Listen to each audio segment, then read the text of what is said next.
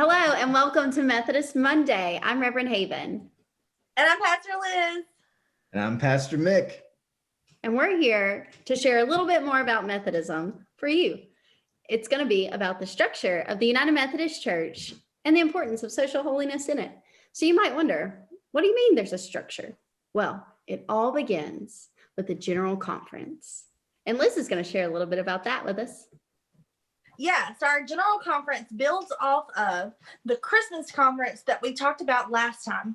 So our General Conference is this governing body that is made up of both clergy and laity. And it's the only body in the Methodist Church that can make decisions for the church, like big decisions, like structurally or about our policies and procedures and beliefs and whatnot. And so we hold all of those in the Book of Discipline. So it's very interconnected here.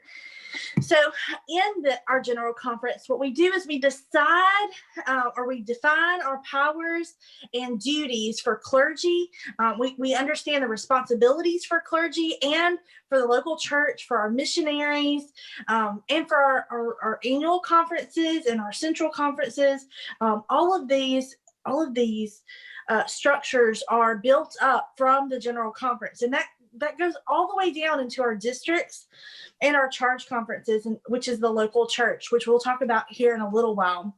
Now, our General Conference has these procedures that we call judicial proceedings that help hold us all accountable to a standard, right? A standard that is defined by our mission statement, which of course is all found in our Book of Discipline, which is right here, obviously.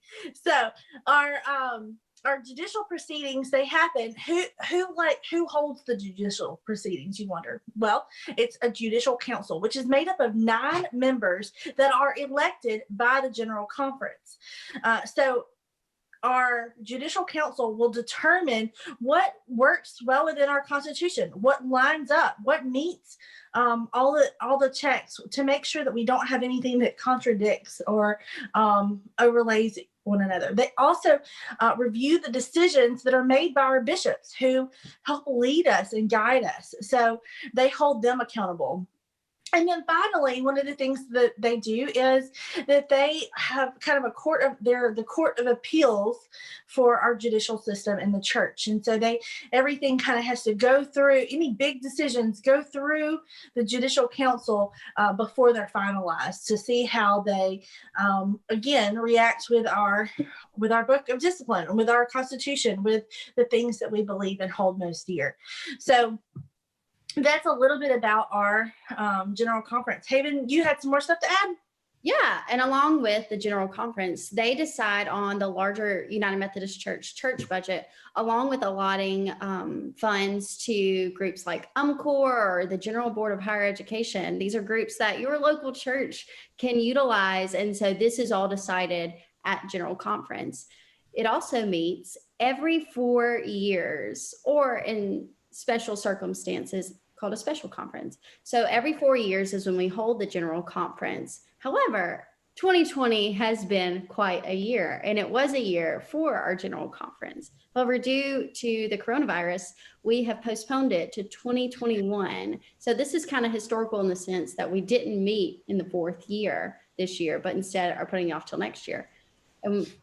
So I mentioned the special call conferences. There was one actually held back in 2019, and it was called the Commission on the Way Forward. And so the Council of Bishops decided that this was needed because it was held for the church to work on a way forward to navigate the differences in beliefs of the LGBTQ rights for clergy and same-sex marriages.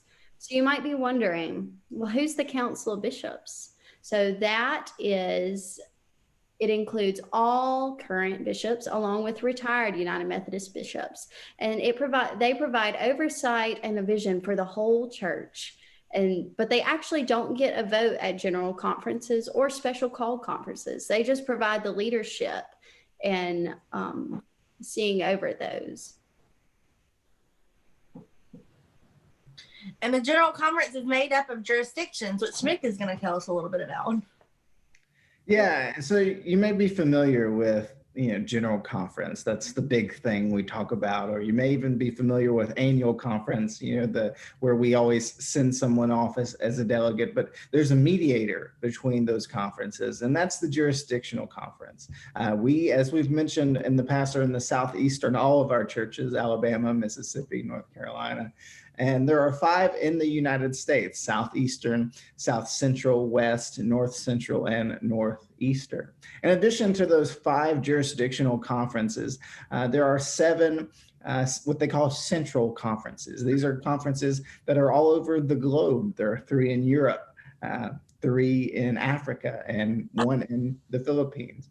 And it kind of goes to show how global our Methodist Church is. I think sometimes we forget that. We kind of briefly mentioned talking about apportionments last week, and I think that's sometimes we need to remember that our church is a global church, and when we give to the church, we're giving to people in the Philippines, people in Africa, churches that are trying to do the work of Christ, and so we are all connected in that way. That's a beautiful part of our connectional system. But the reason why we have central conferences kind of shows the ugly history of our church once again. And when it first started, we had our 5 geographical conferences in the U.S. And in 1939, they actually decided to vote to create a 6th conference. They called it the Central Conference, and it was just for African Americans.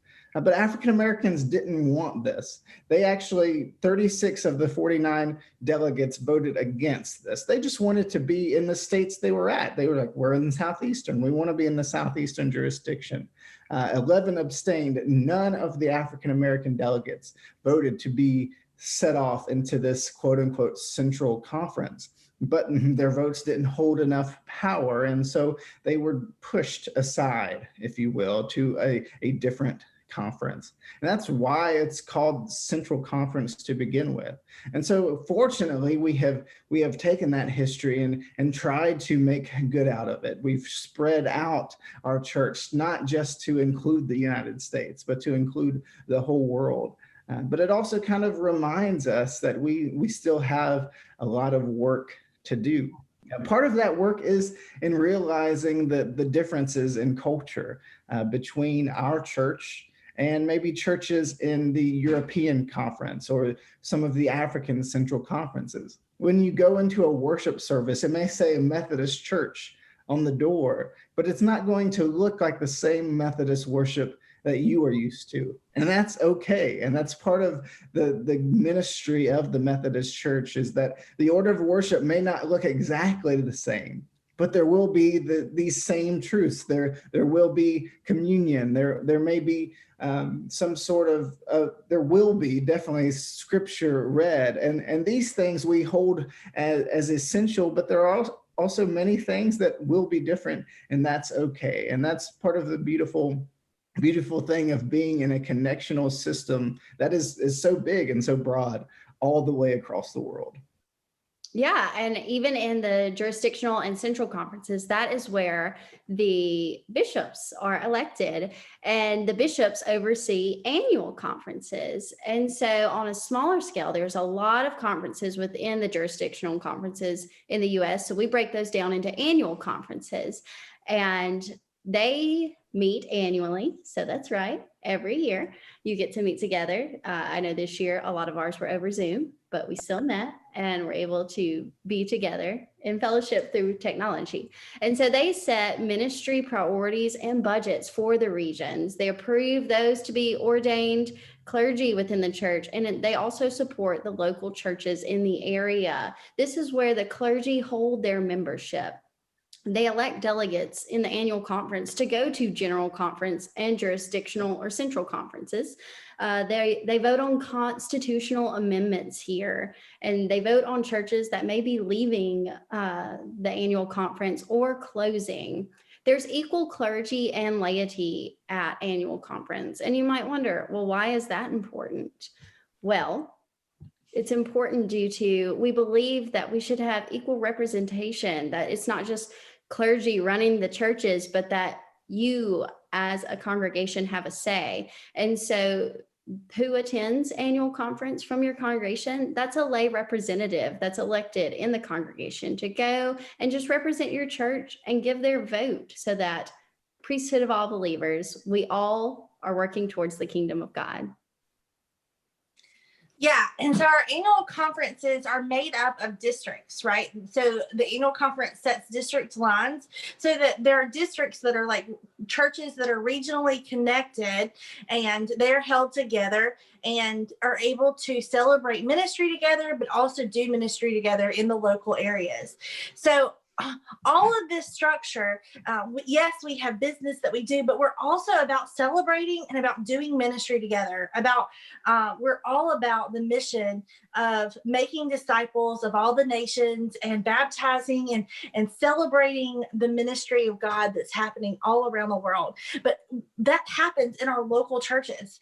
And so our districts are one of those places where we share in ministry together and we celebrate ministry together. So our districts have a district superintendent, which kind of helps us be connected. That DS, as we call them, works with the pastor to help.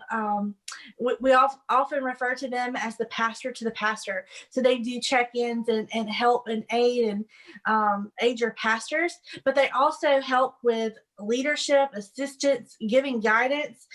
For those of us who are just coming in, we have, it's a lot to kind of figure out and navigate the leadership of the church that first year, and even on throughout our ministry. And so we have a DS there that has some wisdom that can help guide us through those different things. But the DS also works with our local church and with our local church leaders. And with our bishop. So it's a group of district superintendents that come together with the bishop. The DSs make up the bishop's council. Or cabinet, I think is what we call it. And they prayerfully consider our churches and the needs of our churches for leadership. And then they also consider prayerfully the gifts of the pastor, and so that they can match us all together for good ministry and a good future together going forward. So they do good work in that way.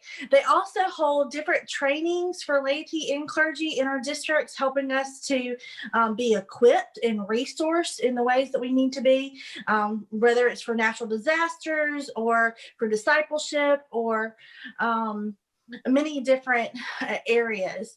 And then they also lead in our area, different clergy and laity groups, helping unite us together, but also helping us support one another. And so often you can find that we can turn to our district superintendents to help us get connected better within our community and within our region, so that we can continue to do good ministry in serving our local communities. But our districts are made up of our local church, which is the heart and the structure of the whole entire church. And so Mick's going to tell us a little bit about the local church. Yeah, I mean, none of this would be here. None of these conferences would be put together, and none of these districts would be put into place without the local church. This is what it's all about. This is where the ministry is done. The bishop may have this high title, but it's the work of the laity in the congregation that moves the gospel. It's the trunk or treats, it's the Easter egg hunts, it's the pumpkin patches, it's everything that you do as a church, as a local community. That's where the work of Christ is done. And so we are thankful to be a part of that local community in some way. And we realize that this is the heart of the issue.